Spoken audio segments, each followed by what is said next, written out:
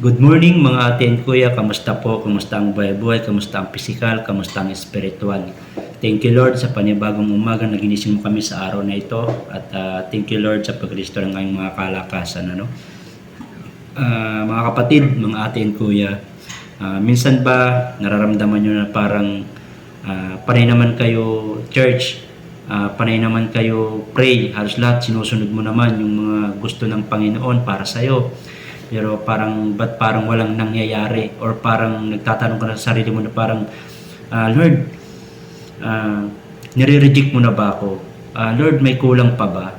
May mga kulang pa ba sa mga ginagawa ko para sa iyo? Minsan, nire-reject ng Panginoon yung mga prayer natin, hindi dahil para panghinaan tayo, hindi dahil para lumayo tayo sa Kanya, kundi dahil para tayo ay mas lalong lumapit sa Kanya, magtiwala sa Kanya. Kasi minsan, yung gustong-gusto nating makuha na agad, pero hindi pa pala yung plano ng Panginoon para sa iyo. Kumbaga, may maganda pa palang plano ang Diyos para sa iyo, di ba? Example, gusto mo nang magka-baby ngayon, pero hindi pa kalooban ng Panginoon kasi nga hindi pa naka-align. Kasi nga kung magka-baby kayo ngayon tapos medyo nag-struggle pa kayo sa mga financial, di ba? Parang hindi pa siya okay na magka-baby kayo. Kumbaga, ina-align nga ng Panginoon.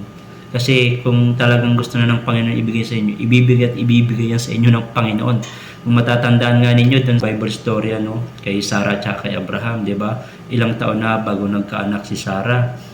Halos mag-isang daan na bago siya magkaanak, bago siya bigyan ng Panginoon at may twist pa.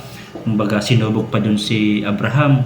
So, minsan sinusubok tayo ng Panginoon na kung hanggang saan yung pananampalataya natin sa Kanya at yung pagtitiwala. Kaya mga ate and kuya, kung minsan ay parang feeling mo na lumalayo na sa iyo ang Panginoon, na baka iniisip mo, sobra na ba akong makasalanan, Lord? Ba't mo ko nilalayuan? Ba't parang wala pa rin nangyayari sa mga prayer ko?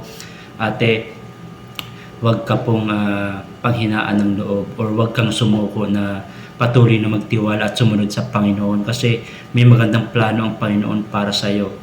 Maaari, siguro may plano ka ng mga ibang bansa, Saudi or Europe man yan or US man yan, tapos hindi pa kalooban ng Panginoon, hindi pa inaayos ng Panginoon yung mga requirements mo, huwag kang mawala ng pag-asa, kumbaga huwag kang mawala ng gana, patuloy at patuloy lang sa laban atin kuya. Kumbaga ipag-pray mo lang na, isipin mo lang na siguro may plano pa ang Diyos para sa akin, maaaring hindi ako para dito, maaaring dito ako nilalagak ng Panginoon. So, dapat yung mga mindset natin is ganun. Kumbaga, huwag tayong panghihinaan na, ay siguro hanggang dito na lang ako.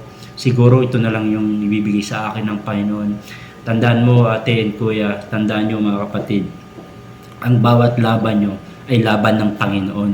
Kaya lahat ng suliranin nyo, kumbaga, ibigay nyo sa Panginoon. Huwag natin kimkimin na, ay kaya ko na to, ako na lang yung kikilos. Ang Diyos ang kikilos para sa iyo.